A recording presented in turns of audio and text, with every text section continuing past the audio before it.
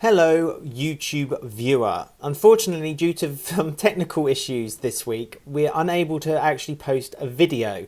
However, the audio for the podcast is still available right now for you to listen to. Hopefully, we'll be back to normal next week. Please enjoy the show. Happy New Year, everyone, and welcome to Walford Weekly, your weekly EastEnders podcast, where this week we discuss the episodes that were released on the BBC in the UK from Monday the 27th to Friday the 31st of December. And yes, we are lucky to have him. He is back, a little bit worse than maybe the last time you saw him, but he is still here. Here he is. It's Rob. Hello, Rob. Happy New Year and Merry Christmas to you, my friend. How are you? Hello. How are you? Hello, everybody. A very happy New Year to you. I hope your celebrations were as alcohol-filled as mine were. How are you, Alex? Happy New Year. How are you? Are you well? Happy New Year. Yeah. I mean, I didn't celebrate as hard as you did. I spent a nice quiet night in. No. Personally, but I woke up in a travel lodge. I was going to say, you woke up in a completely random location. You were like Linda. Yep. You were like Linda Carter. Yeah. Kebab round your face. Yeah. Yeah, the whole lot. I genuinely woke up. I woke up in a travel lodge. I don't remember going to the travel lodge. I woke up next to my mate, who kind of looked down on me and went, "When did you get here?" And I said, "I don't know." And all in all, I had a lot of cocktails. The last thing I remember is downing champagne from a bottle in the street whilst the fireworks were going off around me at about midnight. Danced around the street for a little bit, and then woke up in a travel lodge at about 8 o'clock this morning. So, all in all, I had a great night. So all in all, yeah, Happy New Year, 2022, Alex. I know. What a year. What a year. What a year it will be. Well, yes, hoping for the best. You know, we all are.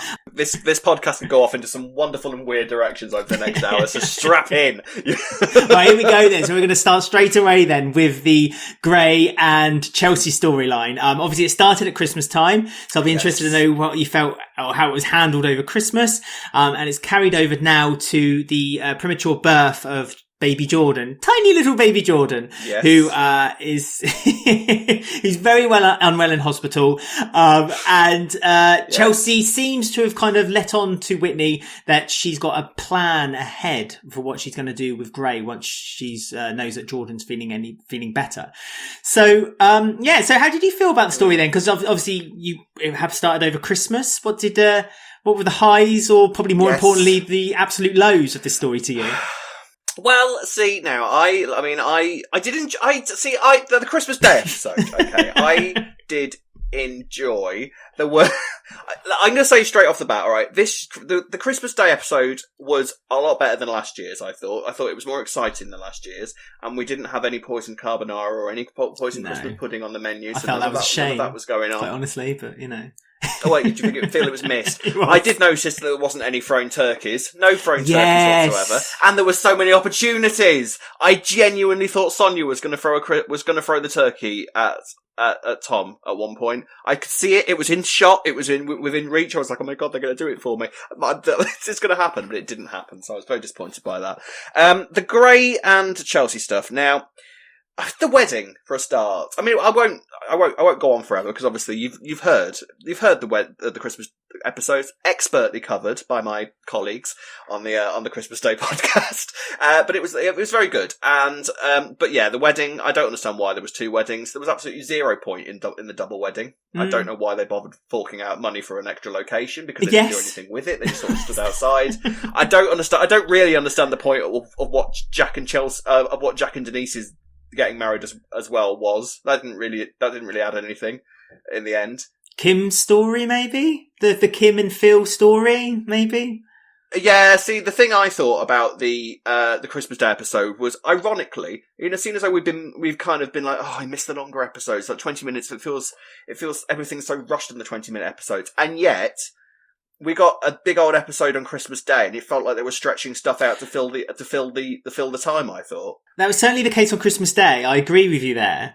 The same could be considered for Boxing Day. But then, did you not think that the other episodes that happened then throughout the week. There was 2 longer episodes on the 28th and the 30th, I think, or the 31st. They were great. They were proper old school. They were brilliant. Long score episodes. I loved them. Long scenes, long like brilliant like character stuff, like Janine written to perfection. We'll get to all that. Because that was within the week that we're going to discuss. But great.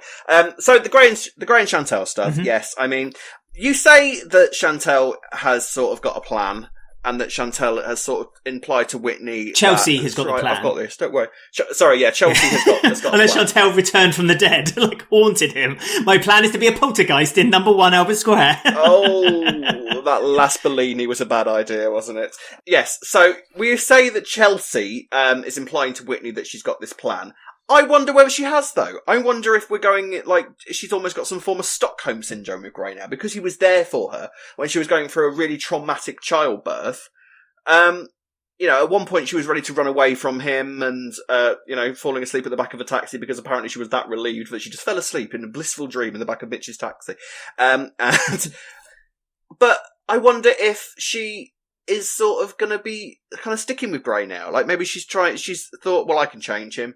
Clearly, this isn't a guy that's killed his wife. Maybe we've got the wrong idea here. I don't know which way of the fence Chelsea seems to be lying at the moment. It seemed great. The one positive about the storyline that I was gleaming from the Christmas Day episode was that Chelsea was now seeing Grey for what he was. And now I'm not quite so sure because they seemed quite close and she seemed like really happy to have Grey there. So I don't know whether she's just being really clever and sort of lulling him into a false sense of security, or whether she's kind of back on side with him or not. Well, I sincerely hope that she is turning still against Grey. I mean, I did have my doubts and worries when, first of all, Whitney confronted her after she'd given birth to little tiny Jordan, and she said, and she kind of gave her this act, didn't she, that she wasn't going to be, she wasn't, she's staying with Grey, everything's okay. And it wasn't until Whitney pushed her a little bit more, she then kind of said, oh no, it's all a plan, and I know what I'm doing, so don't you worry about it. I like I say, I sincerely hope so, because if Chelsea is planning to spend time or her life with Grey, then this means that the story can only stretch even further, perhaps to next Christmas, next New Year, where I do not want that to happen. Don't you dare. I mean, anniversary week seems to be quite a fitting place to stop it now, I think. Fine. It's the storyline of this era, whether we like it or not. The Grey storyline, out of all the storylines that they could have dragged out and given a bit more meat to, this is the one they've decided to do it with.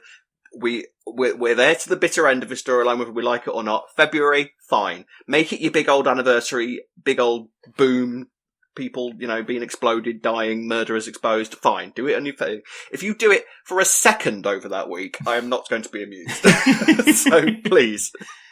Do you think that Grey will die, or do you think Grey will get his comeuppance? Do you think that Ben's theory last week, which was about him being put in the same cell, as Lucas, I do like that theory a lot, because it would be a nice little sort of, he ends up being bullied for the rest of his life, like he originally was bullying people when he first came into the show. That would be a delightful little sort of delightful on the whole thing. Delightful little ribbon on the whole thing. I'd quite enjoy that. I don't think that's what's going to happen though, because Grey has been the most outrageous villain we've had in quite some time.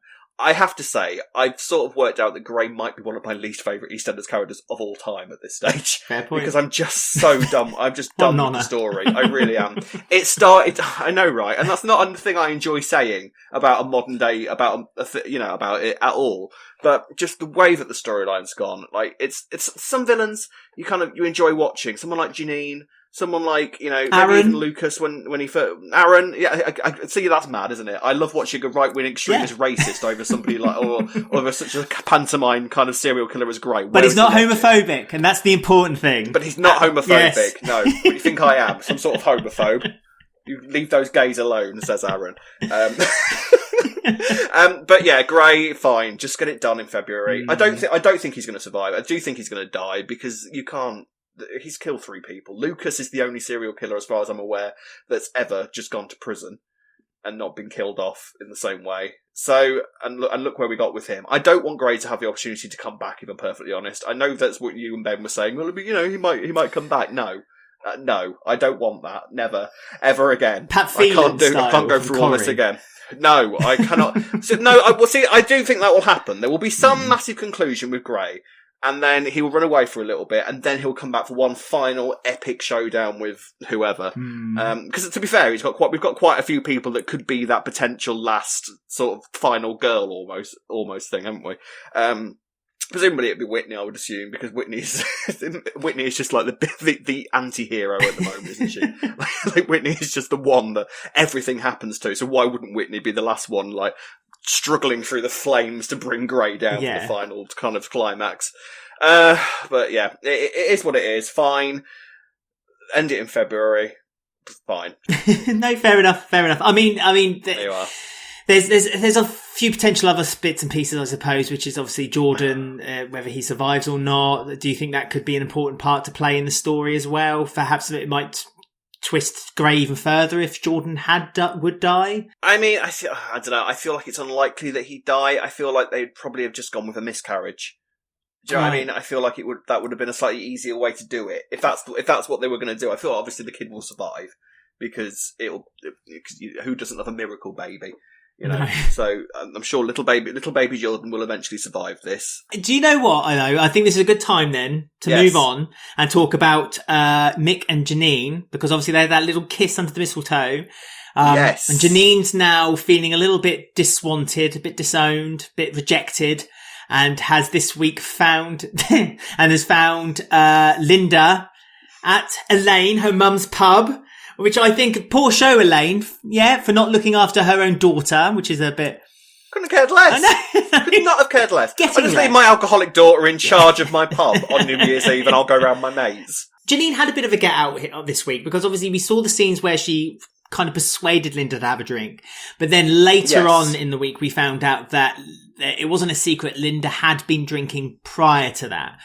She openly admitted that she has had a few drinks here and there. But obviously this was something that really pushed her over the edge, that she texted Mick and then got a reply from who she thought was Mick, but it was actually Janine saying, I don't want you here. Even though Mick had invited her initially to come to the pub. But you know, changed my mind.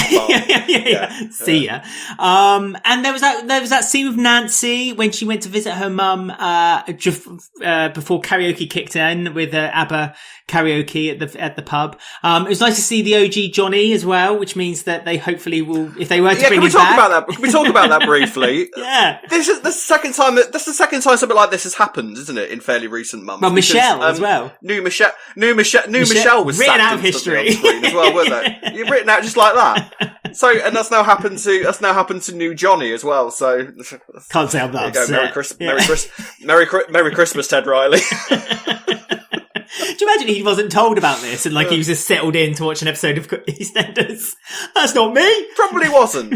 Anyway, yes. So now I absolutely loved Linda and Janine on screen together. I thought the two actresses had great chemistry. It was a lovely, long, dialogue-filled scene. It was so long, that scene, wasn't it? Like, where they were sat there talking and, like, drinking, and Janine is just watching. I loved it. I absolutely loved it. It felt old school. Like, with Janine just watching her consume wine. And you did wonder whether Janine was going to have a little bit of a sort of kind of spike of, actually, no, don't do that. That's too, I don't want you to do that. But no, Janine made sure that she was drinking and then left the pub and took a photo as she was leaving, and as she left, I just kind of had thought to myself, Janine's back. This is the Janine that we've been missing. This is the heartless, ruthless Janine that will do and say anything to get her own way. Like, the way that she then kind of went and explained herself to Mick. And was literally going in on him and saying, this is what Linda's done. Think about what Linda has done to you.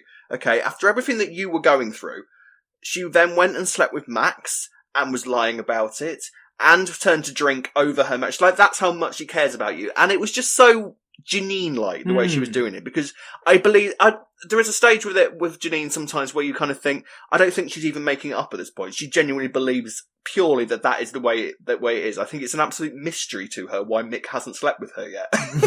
So, I love it. I love this a lot. It's great. Do you think it struck a chord with Mick as well when Janine was having that conversation with her, in the Vic after she met Linda? Because, well, after Nancy got wind that it was Janine that kind of persuaded Linda to have that drink on New Year's Eve, and she then hit Janine in the Vic, in the Vic. That was brilliant as well. Which was great. And then Janine slapped her back, which is brilliant. Yeah! Absolutely brilliant. And it felt so real as well. It felt like the health and safety had gone right out the window.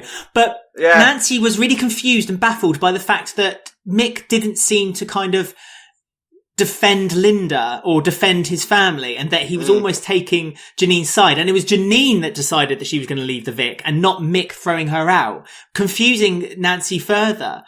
Yeah, but not for any reason. So like, Janine knows exactly what she's doing because it's Janine. And the thing is, Janine has always been very good at basically saying exactly what somebody is thinking but is too scared to say to themselves. That's how Janine has got her way a lot over the years, and this is a pure example of just how Janine works. I can't applaud like how well Janine was written this week. Like, this is the Janine that we've been waiting to see. Janine doesn't have to be some crazy, insane, pushing someone off a cliff, like uber camp sort of smirking in a corner person. At the end of the day, Janine is a ruthless woman who will do anything to get what she feels that she deserves. This stuff was classic. I really enjoy Danny Dyer and Charlie Brooks together as well. Yeah, they work very well. Both of them are bouncing off each other really, really well. I'm really enjoying Maddie Hill and Charlie Brooks as well. Yeah, I'm looking forward to when Frankie returns because I'm pretty sure that she's basically going to have the entire Carter clan after her at some point. When Kelly Bright eventually returns, that's going to be another one. So they're setting up, I think, setting up pawns for Janine to have a good old fashioned sort of war when all the Carters are back together again and it's sort of been realised. Now, the thing is, do you think that Janine is eventually going to get her way? Is Mick going to succumb to her?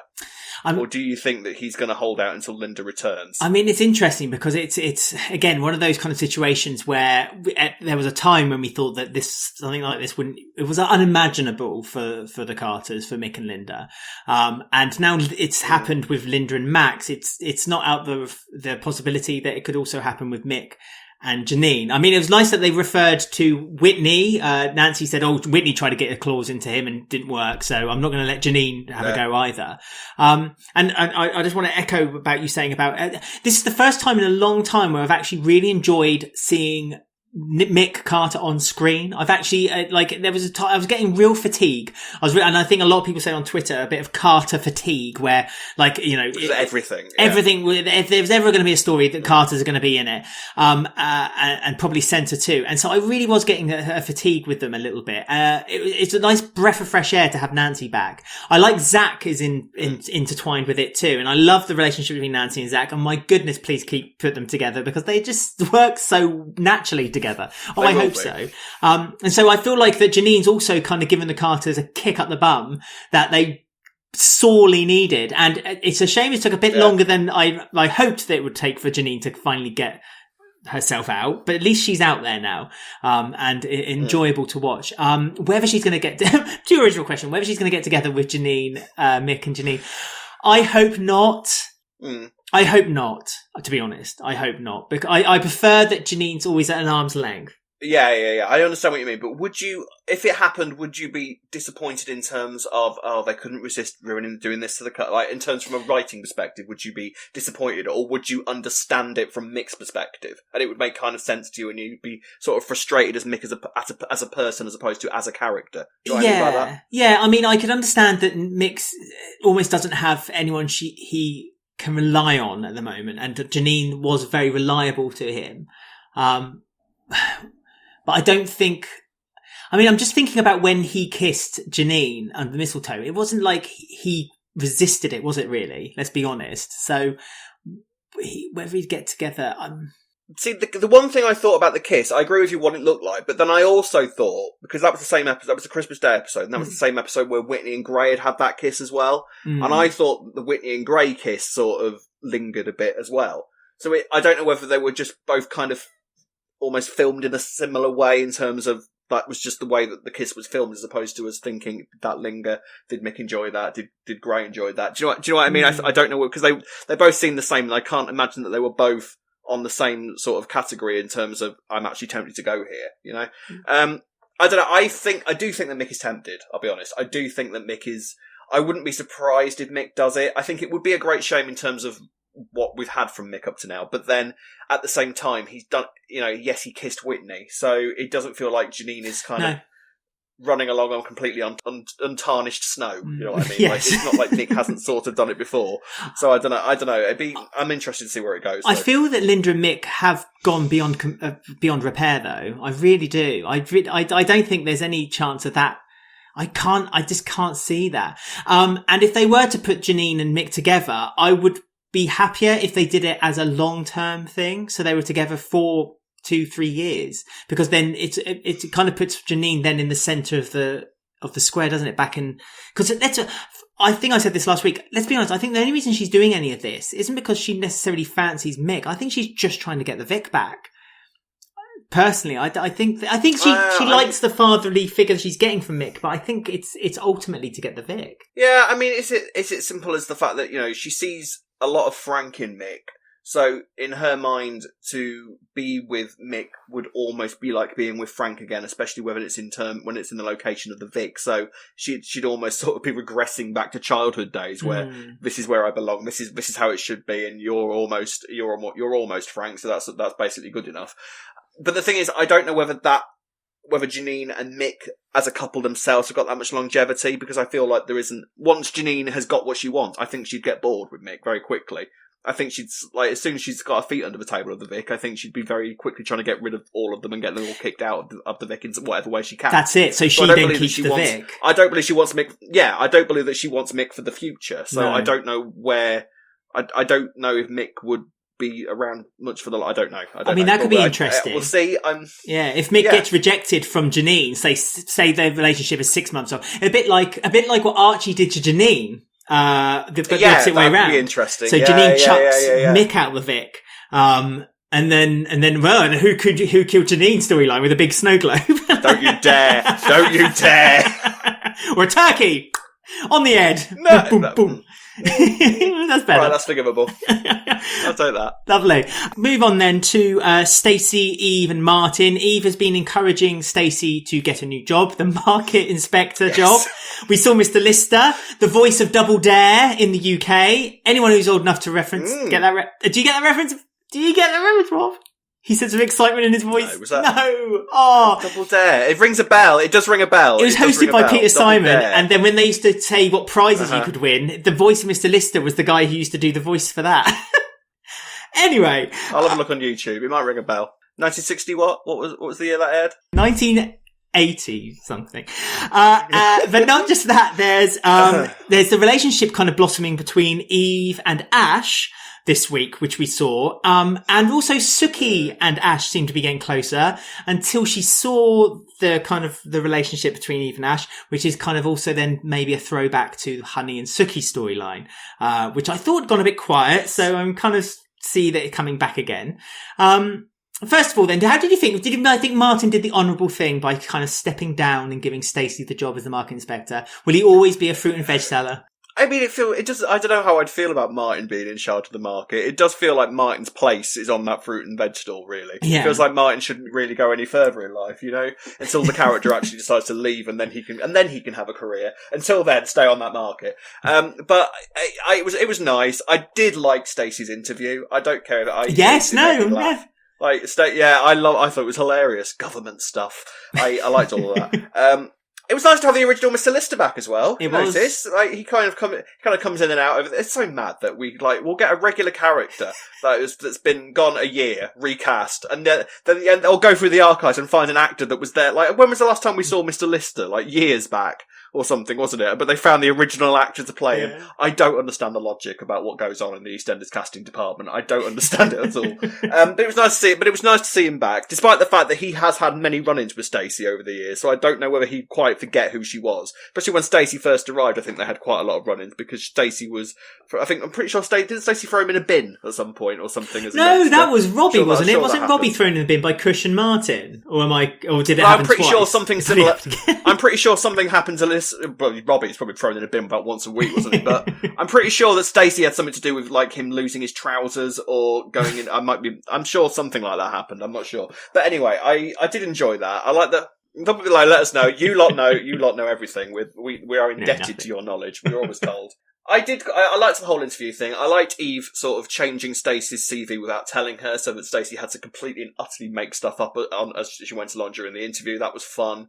I'm liking Stacey and Eve a lot as a kind of friend thing. That's one we've said it before over the past year. I think there was one kind of key component that was missing from the show a lot recently. It's been friendships, especially now with losing Kush. So we lost the Kush and Martin friendship, but then we've got the Zack and Martin friendship. There's the Stacey and Eve story is quite nice. And the Eve and Ash thing is interesting. I was kind of a bit confused as to how we went from Ash chucking a drink in Eve's face to quite happily buying her a drink the next night at the Albert. But, that's the Panasars for you. You don't know what side of Panasar you're going to get at any one time, do you? Yes, but she is her mum's daughter in a lot of ways. What do you think? Stacey as market inspector? Do you think it's going to happen? Is Mr. Lister going to take her on as the inspector? Well, I mean, he must have interviewed other candidates. I mean, I know this is just Stacey and Martin. The fact that Martin phoned up and said, "I don't want the job," doesn't necessarily immediately put it into Stacey's lap. Let's be honest. And Mr. Lister was there in the Vic, to witness the drink being thrown over by Ash to Eve. So, there was, and pretty much being called a liar. So, I don't know. I mean, I don't think Stacey would suit, being a market inspector either. I mean, is there not a job at the Fox and Tail where she could do, cause they've people dropping like flies from there, isn't there? There's like, there must be at least 2 or 3 open opportunities there. I'm sure the, lockdowns aren't stopping haircuts being carried out anymore. And isn't that what Stacey kind of learnt her trade in being in? So I just that never happened during any of this pandemic whatsoever. The Fox and Hound has been absolutely fine for business throughout the entirety of the pandemic. Let's not pretend. It's a really weird business that it just when it's convenient enough, it's either doing very, very well or it's doing very, very badly. So yeah, so if Kim, at the minute it's top of its game at the moment. yeah, but like Cherie left, obviously Chantel's not doing it anymore. I don't know if Lola is full-time or not. So there must be an opportunity Kim's not working there anymore because of Foxcatcher. So the only person who's actually doing anything there now is Denise. Mitch doesn't work there anymore either because he now drives a taxi.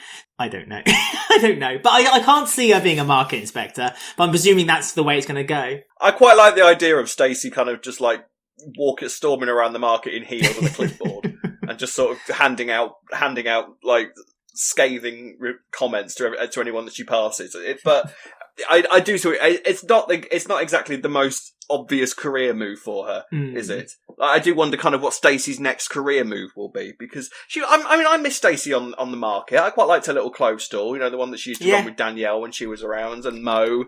It would be quite nice to maybe bring that back at some point, but I don't know. But yeah, I do. I like all this. So Eve and Ash. What do you think? Are we heading? I think we're obviously heading towards a relationship between them at some point. Again, not entirely sure how we've gone from "I hate you, here's a pint" to "You're quite hot." Suki's involvement is interesting. I liked the scene between her and Ash where kind of she'd thrown the drink. She was expecting an admonishment, a telling off, a scathing report. Yes, but then she said, "Actually, I was quite proud of you there. I thought you handled that brilliantly." But then she didn't like the fact that Ash and Eve were clearly flirting with one another. But there's more to it because it's Suki. There's more to it than meets the eye. She's got a lot of internal stuff going on. What is the next thing with this, do you think? I do know something that's kind of happening with this storyline in the coming weeks, which I'm semi-excited about, but we won't spoil on the podcast. But what do you think? Like, what do you see Ash and Eve as a couple going forward? It'd be nice to see a lesbian couple actually featured on the show for a change. Yeah, it'd be nice to see that. Yeah. I mean, is it a coincidence that also Peter was kind of mixed in the Panasar soup this week in the Minute Mar between Suki and Ash? When Peter said, "Oh, I'll get you tickets," and I can't help but think that was there for a reason. Are we going to finally revisit that story? Well, and is it going to finally rear its ugly head? That's another thing. Is it finally going to be discovered? Because obviously the Ash and Suki's relationship is very threadbare at best. So, I said in the tier ranking video that I did, you can check out all of our tier ranking videos on our YouTube channel, by the way. Wasn't that a link? That was a link, wasn't it? Nice. Smooth! I said in that video that I think that 2022 needs and should be the year of the Panasars. Like, please, for the love of God. I want this year to be about the Panasars and for them to really be centre stage for most of this year and for us to find out some stuff properly about them. Characters like Ash and Vinny especially have been really kind of underused in the past year or so. Ash a little bit more. I think Vinny needs a lot of attention. Ash needs some TLC as a character massively. This could be finally going into the right areas with the Panasars and really sort of building them up as the characters that we know that they can be. They've created a good family here of mostly really interesting characters that I really want to know more about each and every single one of them. So please, are we finally going to be heading towards when we are going to find out some stuff about them? I need to know about this, Dad, that we've been talking about for 2 years and don't know anything more than when we first started talking about it. That's ridiculous. So come on. What do you see 2022 being for the Panasars? Is it going to be their year? Yeah, I hope it will be, but I can't even imagine what it could be. I just want to see it happen. But do you think that their road should start with the whole Suki and Honey story continuing? Do you think that how can they wrap that up neatly?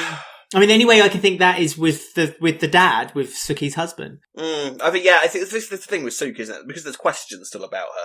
So we're never really sure of Suki's motivations until we've learned some of the answers to the questions that we've had about Suki, more or less since she arrived on the square. Like, it's all very good sort of adding to the sort of mystique of the character, but to add more mystique, you need to give us some answers. And we need to know what makes Suki tick. We don't really know where her feelings towards Honey have come from. Other than I suspect that it's more to do with the fact that she didn't really know how to deal with someone being nice to her. So maybe that kind of translated in her head to, I guess this means sex then? Sure. So I that's hopefully where I think it's gone, rather than Suki kind of, I don't know, Suki, I don't think Suki will have had a relationship with a woman before. I don't get that sense from her. I don't, but, basically what we're saying is we don't know where it's going because, of course, we don't know where it's going because it's the Panasars and we never know where it's going from one week to the next. No seed to be we never get any really. answers, so hopefully that's where we're heading. It seems for the next couple of weeks anyway, we've got quite a bit of Panasar stuff happening, so hopefully this is the start of their big new year, so fingers crossed. And also Kheerat has forgiven Stacey seemingly as well, so there's been a lot of forgiveness amongst so that's that kind of group. So that's Ash going to be the next relationship as well, isn't it? Yeah, Stacey and Kheerat. So that's going to be a new relationship, Stacey and Kheerat at some point as well. So yes, come on, bring it on. I want all of it. What did you think of Jean getting a diary for Christmas this year with her diary of words and wisdom? Diary. Yeah. I can relate. Current mood, hungover. I liked all that. I thought that was quite sweet. I love Jean this week. Jean really made me laugh a lot this week. Kind of when Sharon turned up on Christmas Day, couldn't remember anything about the baby apart from the fact that it was Keanu's. I liked that. And sort of wandering around and like telling people off through her mood diary. Quite enjoyed that. Yeah. It was fun. I like Jean. I like Jean a lot, but. Again with Jean this year, she's had a year as Jean as a character. The whole story with the cancer didn't work for Jean as well as I hoped it was going to. So hopefully, again next year, Jean can be kind of rightened again and put on a decent track for herself. I wonder actually, and this is just quickly moving on to the Stuart and Rainie story. I wonder if or why they haven't kind of thought about putting Jean together with Stuart for his story, and they chose to go with Sonia. Because I mean, I like that Sonia kind of knows the secret and Stuart's kind of keeping it from Rainie. I don't like the fact that Rainie's becoming a little bit rebellious again and a little bit distant from Stuart. It's completely in character. I understand it entirely. I wonder if we'll ever discover what she ended up doing with the man she left the club with and never came back till the next morning. So I do worry that that's going to be something horrid and that's going to breat Stuart and Rainie. She can't be pregnant.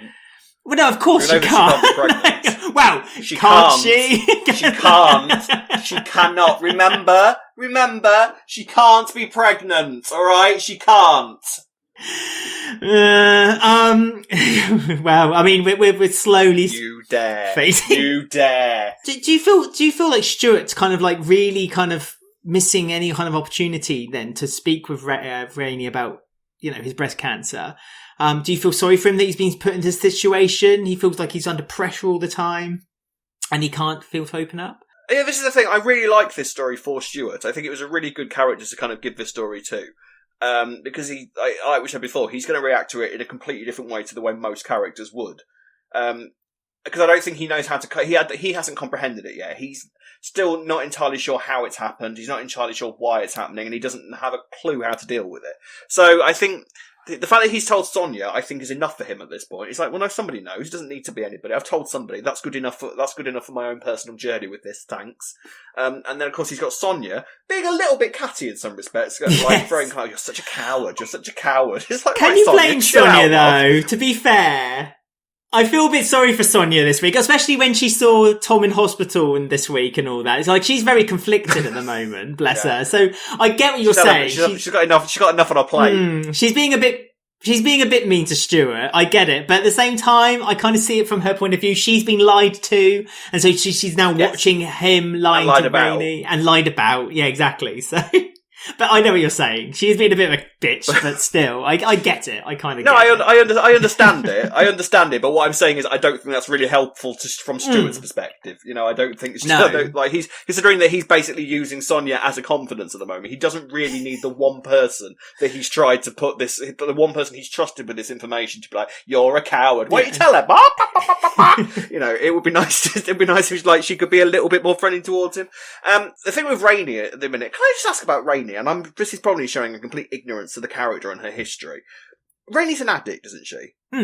Now, I don't know, again, ignorance, and I apologise for this ignorance, but addicts I kind of thought were, like, I know you can be addicted. I thought you were supposed to kind of avoid everything that's like addictive, like drinking and anything that kind of would put you back in that place of wanting to go down another path. You know, I thought that she wasn't supposed to really drink that much either.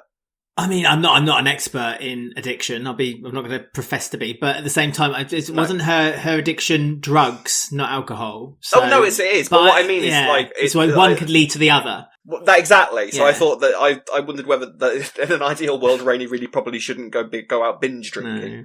I wondered whether that was probably the best. So I don't know if that's something that, but it'd be interesting to see if that's something that they address. Like, maybe this will, like, when Rainie eventually does discover what's going on, what is that going to do to their relationship? Again, I think this might be quite a big year for Stuart and Rainie. That would be nice to really kind of explore their relationship, see and throw something quite challenging at their relationship and see how they deal with it. That isn't an affair, that isn't a secret baby, you know, something that's quite personal between the two of them. I'd quite enjoy seeing, like, how Rainie deals with her role in what this storyline should be. Like, her role needs to be the supportive partner. Now the question is Rainie capable of delivering that role to Stuart? It would be interesting to see, or is it going to push her in a direction that she's tried to get away from for years? But yes, can she handle the responsibility? So she's having trouble handling losing potentially her child when Bernie ran away, doesn't she? I think the only way into this I can think is that they think that Stuart might die, and it'll be just at that point when she finally does get baby Abby back, or her child from Bernie, and then she's now has to consider being a single parent to these two children. I mean, that's a potentially scary thought, and I'm sure that's probably something that's going through Stuart's mind as well. So, I mean, I just want Stuart. I know it's what soaps are about, you know, keeping secrets from one another. I get that, but sometimes I just want to see them talk to each other and have that conversation. And maybe have Sonia mediate it from the background, kind of angrily drinking a white wine, like looking around everyone. Tom did that! You take me to Tom! So the big story then on New Year's Eve was the Bobby, Dana, Aaron, Harvey story, and of course Neil. We shouldn't forget Neil. Neil was there in his nan's house, building bombs and looking on YouTube videos. He's a nutter, isn't he? He's an absolute nutter. I like him. He's insane. Yeah, he's loved by his nan, so it's all fine. Neil, Nanny's little nutter. Yeah. Yes, I see now. New Year's Day, New Year's Eve going into New Year's Day. It was an interesting episode, I think, in a lot of ways. I'll first of all, again, sing my praises towards the Monroes as a family unit. I really like them. I think his name's Charlie Farnham, who plays Aaron. Great addition to the show. He's a great character. I loved his scenes with Ross Boatman, who plays Harvey. I thought when Harvey found out about the bomb and they were yelling at each other, that scene was really intense and good. I liked that. I can't help but think, though, that they actually gave themselves a fairly decent setup for a big New Year's Day episode where The bomb goes off. Most of the cast are trapped in the Albert, and they didn't do it. It felt like we've had a lot of build-up, and we've been complaining about lack of build-up on stuff for a while now. So you actually gave us the build-up, but then didn't give us... But then, you know what I mean? It kind of felt like a waste of jeopardy in some ways. I felt like it... I don't know, it felt like when we first heard about the story, both you and I were quite... Or at least I were vocal about that. It was a risky story. Yeah, it was a risky story to take, and especially one over a kind of religious period. I know New Year's Eve isn't a religious period, but you know what I mean. Around or near Christmas time. Because we thought it was going to be on Christmas Day. Well, that was the first. Yeah. But instead, they had grey for Christmas Day. You know, much safer option for baby Jesus. Yeah. Rather watch a terrorist bomb go off. Thanks very much. I mean, I didn't. Like you said, I kind of wished it had gone ahead because there was so much peril and aftermath that could be now happening that we could be looking forward to. This is what I mean. It was like a lot. Yeah, because I was thinking that, we were going to have death over Christmas. I was convinced that Dana was going to be dead. My full, prediction for the They were really building up for Dana as well. Yeah. With Dana and Bobby throughout the week, they were constantly going, "Oh, I love you. Oh, I'm going to ask you to marry me. Oh, I'm going to wear the scarf." Yeah. Dead woman the whole walking. time. That's what I mean. So I don't know whether they are going to kind of go back to it. Like, the other side of things is... What exactly is the journey with Aaron going to be? Because I felt like they were sort of implying that there's some redemption in him. Exactly. Originally, I didn't feel was possible because he doesn't seem to. The only reason that I think what was supposed to believe happened was that the bomb was going to go off. I don't quite understand how this was going to go off either. Like, Aaron sends a message that says Happy New Year and the bomb explodes. I'm not quite sure how that worked. Was it like a code that he sends to the bombs in a computer or something? Not that I'm an expert bomb builder or anything like that, but isn't it like that when you receive, it's a bit like using a mobile phone in a petrol station. When you receive a message, it sends out, it causes a small spark or something when it receives it. And so that spark would then detonate the bomb. Like all mobile phones have like a kind of, I don't know. But that's why it was an old phone as well. I think it tends to happen with old phones. With newer phones where there's no antennae or whatever antennae, like an ant. It's kind of like it doesn't happen because that's why you're not allowed to use a mobile phone in a petrol station, isn't it? Because then if your phone should pick up a call or text message, it could technically cause a spark, and then if there's petrol fumes around, then it could blow up the petrol station. I don't know. Maybe. But anyway, that's how the bomb was going off. I didn't understand why I didn't understand why the message had to say Happy New Year, just for a bit of I think it was just for a bit of, just for a bit of fun, Make sure it says that, just in case. just to send that message out. We're not doing it. Yeah, maybe you misspelled Happy New Year. He did send it, but didn't mistypo in the middle of it. What does that say Happy New Year? I'm not setting this bomb off. No. But yeah, no, I figured that what seemed to have happened was that Harvey kind of gave Aaron a change of conscience. This is presuming that Aaron was the key component in the bomb going off, and that message was the thing that would somehow make the mosque blow up. And that he kind of was like, oh no, I can't do this. Which then implied, and the fact that we've had Neil in there as well, who clearly is 10 times more psychopathic than Aaron. Punching walls and everything, Neil was. Touching walls and sort of, thinking about his nan back at home. What was his nan thinking, sitting in his nan's basement, kind of watching explosions on repeat. The guy is a nutter. It's a hilarious nutter. He reminds me of Stuart in the early days. Just absolutely, constantly intense. Like, you can just see the words death, death, death, death, death going like through his brain at all times. He's an absolute nutter. So does this mean that Aaron is redeemable then? Has Aaron kind of seen a side of himself? But at the same time, everything that he was saying to Harvey suggests that he fully believes it.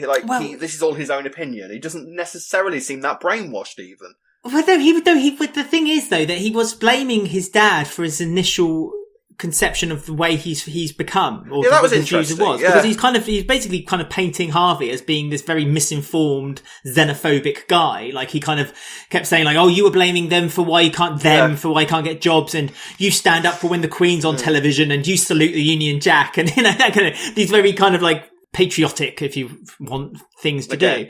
But then, and so Aaron kind of picked up on that. But then Harvey kind of corrected him immediately by saying, well, but yeah, but Dana lived in the same house as you, and she's got a heart that's very pure and very open and able to kind of see the world of these multicultural. So what did I do wrong that you kind of picked that up instead? And I thought it was interesting that they kind of painted Harvey as in, because it's kind of going back to is Harvey a racist kind of story? And we both kind of agreed that, like, I don't think he's intending to be racist, but he's just a bit of a dinosaur. Yeah, he's a bit, yeah. So his kind of views are very outdated. But at the same time, he's not very apologetic for them. He kind of still stands by them a little bit. But no, obviously, when Aaron then joined the group of they're all numbered as well, B12 and all kinds of stuff, like vitamins and stuff like that they all decided that they were going to, they all decided, they kind of all helped, wound each other up to this point. Aaron the chewy terrorist multivitamin. Yeah. W18. And Neil the nanny's boy. I mean, it's just, Neil the... But you're right. I was agree. confused after New Year's Day, I'll be honest. Yeah. I think Aaron is being basically painted. I don't know. I think for me, it was always the intention that they were going to keep, because the Monroes just work so well as a family. There has always been the intention that they wanted to keep Aaron on the show. And so he had to show this kind of like sudden conscience, and that he suddenly realized that what he was doing was wrong. I thought he'd let, I mean, I didn't know if there was going to be a bomb or not. So I was going in expecting there to be a bomb. I didn't think, although I felt like it was building up to like as if Dana was about to die, which was a little bit worrying. I did think that they weren't going, I was very hopeful that they weren't going to do that. So I was pleased that didn't happen. I still don't think she's long for this world, I'll be honest. I haven't written off the thought of her dying just yet. Because Bobby is way too happy. I agree, but Bobby is way too happy. And a character like Bobby, who has Bobby's history, that's going to have to be explored at some point. Like, what happens to someone like Bobby when you throw another really traumatic event at him? How does he cope with that? And Dana is too sweet and too lovely, and she's a lovely character. And I love Barbara Smith, I think the actress is called. I love her portrayal of it. Sorry, I'm complimenting actors again. But I like her relationship with Bobby, and I think it really, really works. But again, it's too nice, isn't it? It's too good. It's too perfect. You can't have a relationship like that, because where's the drama? Where's the story? So I mean, Bobby was broken. I still don't think Dana's on for this when world. Dana International. When Dana decided to break up with Bobby, he was broken over that. So if they were going to, God only knows what Bobby would do. I mean, but I hope not. Maybe it's the fact that we just convinced ourselves that strongly that a bomb was going to go off, and because we've decided that Dana is dead soon, that we've decided that there's these two events that we've made up completely, and we've just convinced ourselves that was going to happen. And maybe that was never the intention of the story. Maybe it's going to go in a completely different direction. I don't know. I will say hands up that this has gone in a direction I wasn't expecting it to. I don't feel like it can be over yet, surely. Surely this story's only just beginning, really. Well, yeah, because now we're going to have to see the aftermath. Yes, right, I used the word. The aftermath of how Aaron's going to get himself now out of this kind of group that he's got himself indoctrinated into. Like, he's been brainwashed for so many years. And he also said that the only reason he's doing so successful in the line of work he's doing is because of the people he's surrounded himself with.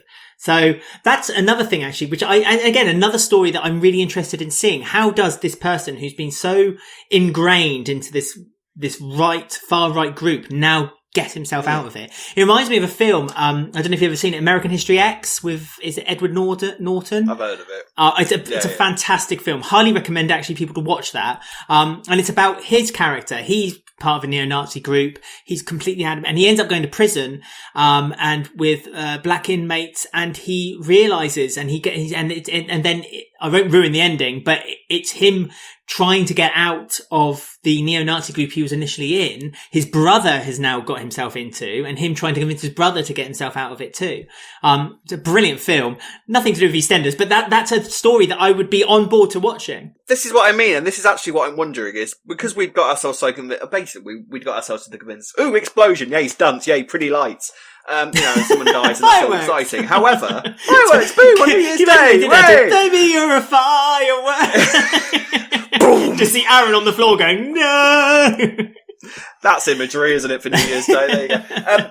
In some ways, though, that's also a very important story to tell, and probably a more important story to tell. Like, if you find yourself embroiled in this kind of thing, is it possible? What do you do? Is it possible to get out? What do you do if a member of your family has found himself embroiled in a group like this? Again, the story of groups like that are kind of they are kind of around at the moment. They've kind of rise in recent years. They've never not been around, but there's been a rise in them. No, but yeah. So in a lot of ways, that's a very important story to tell. So is that better? It could well be. It could well be that this is a much more important and better story to tell. So I agree with that. I agree with that, definitely. Like you say, I'm not going to say I was disappointed because there was no bomb. I'm not going to say like, oh no, I really wanted there to be a bomb. No way am I thinking that. It was an explosion. Yeah, if only there was. I mean, it does. I was just so convinced. That's the thing. Well, it does crack me up, and I know we make a joke about it. We have done for the last couple of weeks, but it does crack me up the fact that Aaron's line is drawn when it comes to homophobia. It's like he gets really upset if anyone even associates that. Really upset. Yeah, but the gays are in that bar. What are you going to do about them? What? You mean you're going to a gay bar? But I love the gays. Yeah, I know. Yeah, what about them? So, do you think that Aaron is going to be in a lot of trouble then? Do you think you're going to see more of the group? You're going to actually see the underground network of them all? Because they are working closely with people who it's a charity where people have actually escaped that route. Yeah, I read that in the past few days. I didn't realise that this charity was involved, that they're talking about people that have actually been in this situation. And so maybe they are eventually going to go down a full redemption route with Aaron. We started off absolutely hating this guy because of his bigoted beliefs and his racist views, to show that these people can change and that it's possible to get somebody out of these terrible situations. So, in a lot of ways, that is a very important story to tell. But do let us know in the YouTube comments or on Facebook or any of the details that we shall give you at the end of the show. What were your thoughts on the storyline? Where do you think it's going to go from here? And what do you want to see from it?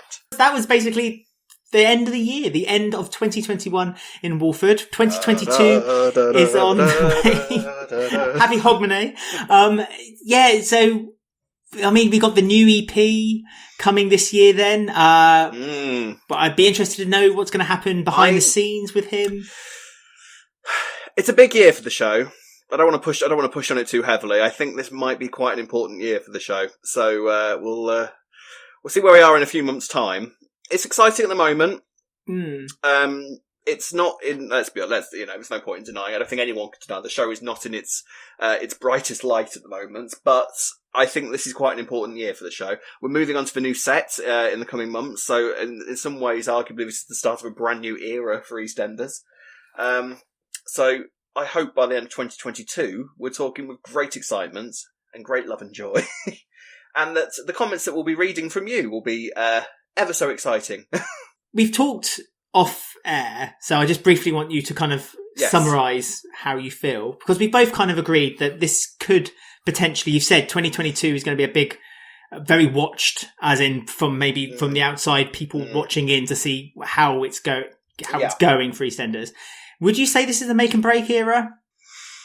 Yeah, I think it probably is at the moment. I think that the thing is, I think there's a lot of stuff going on at the BBC at the moment. They are the BBC are in a period at the moment where they are having to beg, borrow, and steal in terms of how much money they're saving. They're having to make a lot of cuts. Obviously, BBC Three is returning soon, so is that something that's maybe going to be considered to go in tandem with EastEnders? There's a lot to be decided. I think, I think this is going to be a very important year for the show. I think that there's a chance we might be talking about EastEnders in a different sort of vein by this time next year, just because of the way that decisions have been made. That it's possible that some decisions have already been made that we're not aware of yet. But obviously, we hope that EastEnders continues to be put on prime time. We obviously want EastEnders to be as powerful as it always has been. Stories like the Aaron story show us that the show is still capable of churning out stories that elicit conversation, that elicit debate, and that help people. And for me, I would say that that's not something that should be taken away. A show like that shouldn't be hidden away. So fingers crossed, I think. What do you guys think? Do you think that 2022 is going to be the make or break era of EastEnders? Are we looking at a new golden age, or is this the beginning of the end? Get in touch with us on Twitter at Walford Weekly. You can also get in touch with us on Instagram at Walford Weekly, or find our Facebook group. Just search Walford Weekly Podcast. If you're watching this on YouTube, don't forget to like and subscribe, and also don't forget to click that like button. Also, if you're listening to us on Apple or Spotify, don't forget to rate us. If you enjoy the show, please remember to give us 5 stars and comment as well why you've given us those 5 stars. You can also get in touch with me at alexwalfordweekly@gmail.com or Rob at robwalfordweekly@gmail.com. Your comments will be read out on a special episode that we will be presenting for the review of 2021 coming later this month. 2022, Alex, I wish you the very happiest of New Year's. I wish you the very happiest of New Year's. I hope that everything that you could possibly wish for in a year happens and comes your way. And to you, young man, thank you very much for another year of doing the podcast. Loved it. Yeah, I'm glad you enjoyed yourself, Rob, but I think you need to now find yourself a nice little warm blanket, a nice hot water bottle, waffling, a dog and a cat, and you can have a nice little nap. Yeah. But Happy New Year to you, Rob. Happy Hogmanay. And have a lovely 2022 to you and to everyone out there. Indeed. And until next time, we'll be back same time next week. It's goodbye from me. And it's goodbye from myself. Bye. Bye.